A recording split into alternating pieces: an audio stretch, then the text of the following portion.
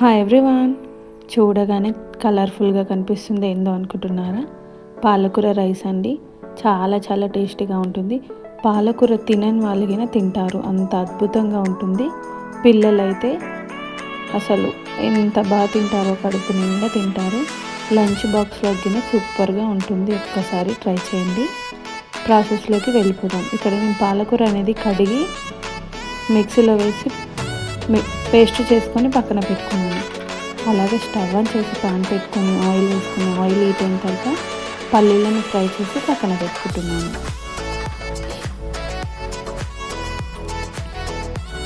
అలాగే అదే ఆయిల్లో కొంచెం షాజీరాని వేసుకొని చిటపటలాడిన తర్వాత ఎండుమిర్చిని వేసుకుందాం.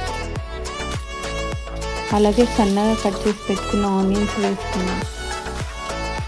అవి మంచిగా బ్రౌన్ కలర్ వచ్చేంత వరకు ఫ్రై చేయండి. తర్వాత అల్లం పేస్ట్, కొంచెం పసుపు వేసి బాగా ఫ్రై చేయండి.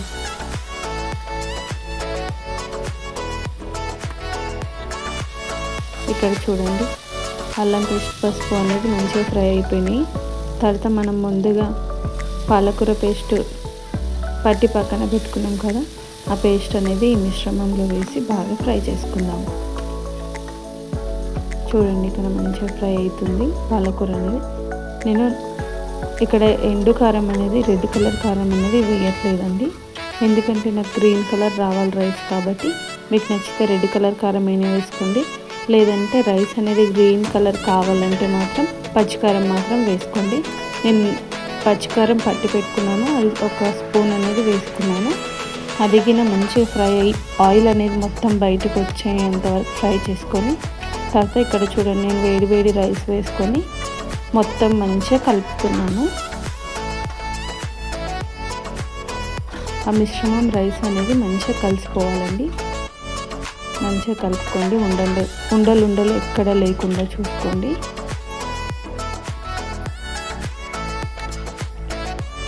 ఒకవేళ పచ్చికాయలు కొంచెం కారం అనేది తక్కువగా ఉంటే కొంచెం రెడ్ కారం గిన వేసుకోండి, టేస్ట్ అనేది ఎక్స్ట్రా అవుతుంది. అలాగే చికెన్ మసాలా లేదా మటన్ మసాలా వేయండి, సూపర్గా ఉంటుంది.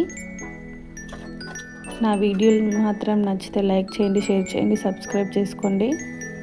ఇక్కడ నేను హాఫ్ లెమన్ తీసుకొని హాఫ్ లెమన్ పిండుకున్నాను, కొంచెం పులుపు రావాలని, టేస్టీగా ఉంటుందని.